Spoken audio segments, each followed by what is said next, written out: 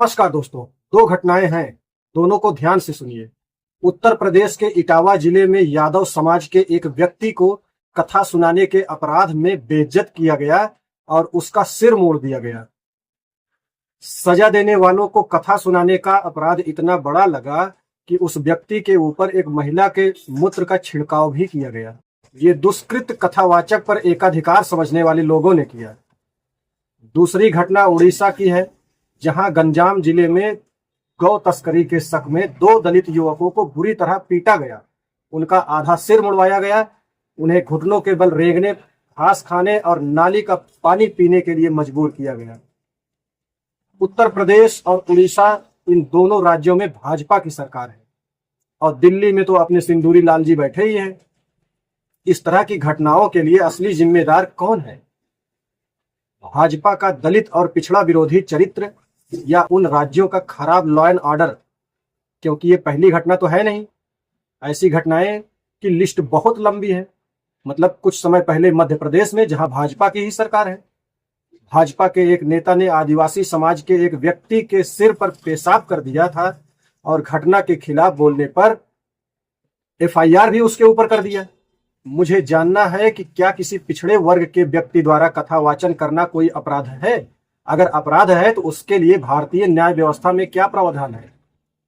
कथावाचक के मान मर्दन के लिए जिम्मेदार लोगों को सजा मिलने की कितनी संभावना है? पहलगाम आतंकी हमला देश में हुआ पहला आतंकी हमला नहीं था। देश लंबे समय से आतंकवाद से लड़ रहा है और हमने अपने हजारों नागरिक आतंकी हमले में खोए हैं। हर बार ये हमले पूरे देश के विरुद्ध माने गए और मृतकों को देश का नागरिक माना गया।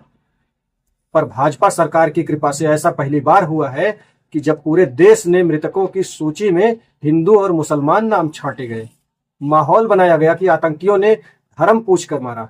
एक पूरे समाज को आतंकवादी और उनका साथी बताने की कोशिश की गई, जबकि सच ये है कि सरकार अभी तक हमलावरों को पकड़ना तो दूर, उनकी सही पहचान तक नहीं जुटा पाई है। और अब खबर आ रही है कि सरकार ने पहलगाम हमले में जिम्मेदार आतंकियों को गलत स्केच जारी किया था। अब सवाल यह है कि जिस गलत जानकारी के आधार पर देश की एक बड़ी आबादी को अपमानित किया गया, उसकी जिम्मेदारी कौन लेगा? और जो कष्ट पहुंचा है उसकी भरपाई कैसे होगी? एक सबसे जरूरी सवाल यह है कि आखिरकार भारतीय जनता पार्टी किन लोगों की पार्टी है? सरकार चलाने वाले लोग कौन हैं? ये लोग दलितों को अपमानित करते हैं, पिछड़ों को अपमानित करते हैं, महिलाओं को अपमानित करते हैं और अल्पसंख्यकों को प्रताड़ित और अपमानित करते हैं, उनकी वफादारी पर सवाल उठाते हैं। आखिर ये कौन लोग? ये किस हक से ऐसा करते हैं भाई? और ये किन लोगों की पार्टी है? क्या ये कहना गलत होगा कि भारतीय जनता पार्टी दरअसल देश के बहुसंख्यक सवर्ण समाज के पुरुषों के वर्चस्व वाली पार्टी है?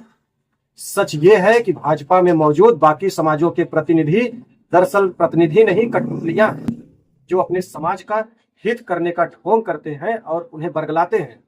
और अगर ऐसा नहीं है तो ऐसी घटनाओं पर भाजपा में मौजूद कठपुतलियों ने अब तक कोई व्यापक आंदोलन क्यों नहीं किया है? भाजपा का अल्पसंख्यक मोर्चा अल्पसंख्यकों के लिए क्या कर रहा है? सच ये है कि देश के लिए आतंकवाद से ज्यादा खतरनाक जातंकवाद है, क्योंकि इसे फैलाने में बहुत सारे लोग शामिल हैं जिन्हें सरकार का मूक समर्थन मिला हुआ है। एक बेहद अहम सवाल यह भी है कि गाय के नाम पर जिस तरह से देश भर में लिंचिंग की गई, उससे गौ पालन को बढ़ावा मिलेगा या गो लोग हतोत्साहित होंगे? पहले गाय के नाम पर मुसलमान समाज को निशाना बनाया जाता था, अब दलितों को भी टारगेट किया जा रहा है। मेरा विश्वास कीजिए, जो लोग खुद को सुरक्षित समझ रहे हैं और ऐसी घटनाओं के प्रति तटस्थ हैं, वो भी दरअसल सुरक्षित ही नहीं है। भरोसा ना हो तो कुछ दिन इंतजार कर लीजिए। आज देश को आतंकवाद के साथ साथ जातंकवाद से भी लड़ने की जरूरत है, जिसके लिए सबसे पहले इसकी जड़ पर प्रहार करना होगा।